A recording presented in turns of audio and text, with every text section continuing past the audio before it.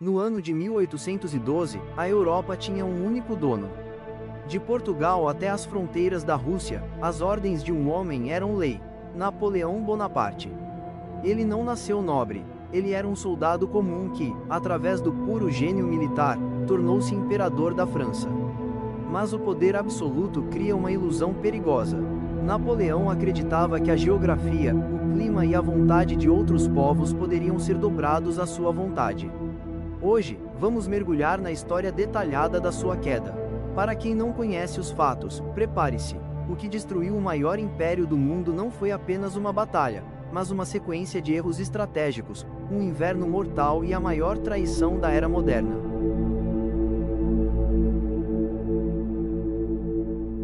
Tudo começou com uma guerra que ninguém conseguia vencer, uma guerra econômica.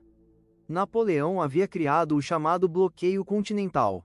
Como ele não conseguia invadir a Inglaterra por mar, ele proibiu todos os países da Europa de comercializarem com os ingleses. Ele queria sufocar a economia britânica. Mas a Rússia, um país gigantesco, dependia desse comércio para sobreviver. Quando o czar Alexandre I, o líder russo, decidiu reabrir seus portos para os ingleses, Napoleão sentiu-se insultado. Para ele, desobediência era traição. Em junho de 1812, ele reuniu a Grande Armée, 600.000 soldados. Era o maior exército que o mundo já tinha visto até então. Mas aqui reside o primeiro grande erro de Napoleão: a logística. No século XIX, exércitos viviam da terra, ou seja, eles confiscavam comida das fazendas por onde passavam. Só que a Rússia é vasta e suas estradas eram, na verdade, trilhas de lama. Os russos usaram uma tática brutal chamada terra arrasada. Conforme os russos recuavam, eles incendiavam suas próprias plantações, matavam o gado e destruíam as casas. Napoleão avançava, mas seu exército estava passando fome. Antes mesmo de lutar a primeira grande batalha, ele já havia perdido 100.000 homens por doenças como o tifo, causado pela falta de higiene e água potável. Ele estava ganhando território, mas estava perdendo seus soldados para um inimigo invisível: a fome.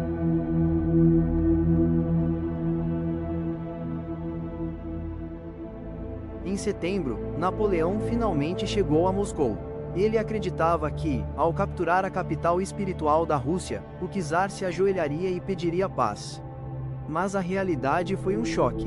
Naquela mesma noite, Moscou começou a queimar. O governador da cidade havia libertado criminosos e ordenado que eles incendiassem tudo. Napoleão ficou sentado nas ruínas de uma cidade de cinzas por 35 dias. Ele esperava um acordo que nunca veio.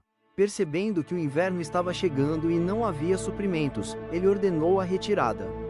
Mas ele esperou demais.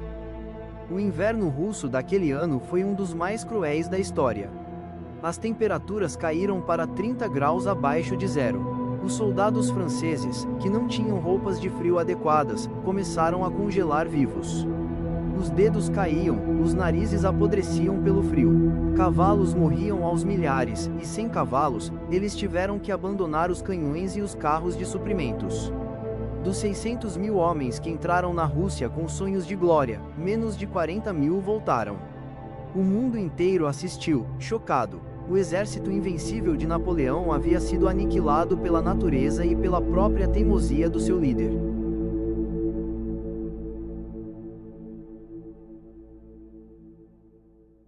Quando Napoleão voltou para a França, ele descobriu que o medo que ele impunha havia acabado.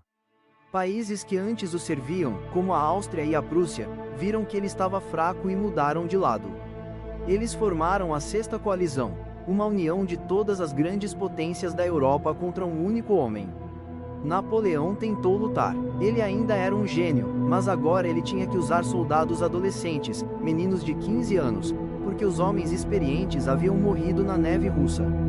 Em 1813, na Batalha das Nações, em Leipzig, ele foi cercado por exércitos que tinham o dobro do seu tamanho. Ele lutou bravamente, mas foi derrotado. Em 1814, os inimigos invadiram Paris. Os próprios generais de Napoleão, seus homens de confiança, disseram que não lutariam mais. Ele foi forçado a abdicar do trono. Como humilhação final, os vencedores o enviaram para a pequena ilha de Elba, no Mediterrâneo. O mundo achava que o pesadelo napoleônico tinha terminado e a monarquia antiga voltou ao poder com o rei Luís XVIII.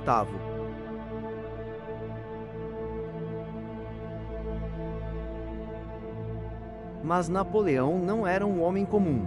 10 meses depois, ele fugiu de Elba com apenas 1000 soldados. Quando ele desembarcou na França, o rei enviou um exército para matá-lo. Napoleão, sozinho, caminhou até os soldados, abriu o peito e gritou: "Se há alguém que queira matar seu imperador, aqui estou."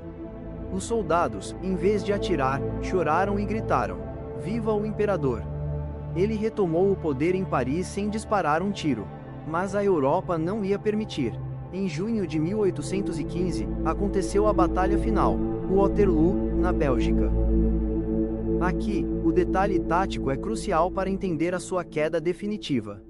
Na noite anterior à batalha, uma tempestade transformou o campo em um mar de lama.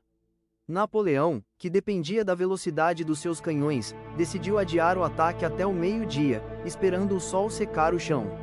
Esse atraso de poucas horas permitiu que os ingleses, liderados pelo Duque de Wellington, resistissem o suficiente para que os reforços prussianos chegassem no final da tarde.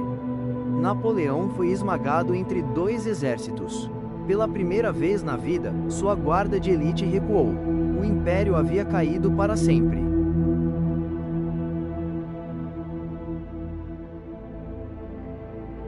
Desta vez, os ingleses não tiveram piedade. Eles o enviaram para a ilha de Santa Helena, uma rocha isolada no meio do Oceano Atlântico, onde ele passaria o resto dos seus dias vigiado por 2000 soldados. Lá, ele morreu em 1821, oficialmente de câncer, embora muitos acreditem em envenenamento. Napoleão caiu porque não soube parar.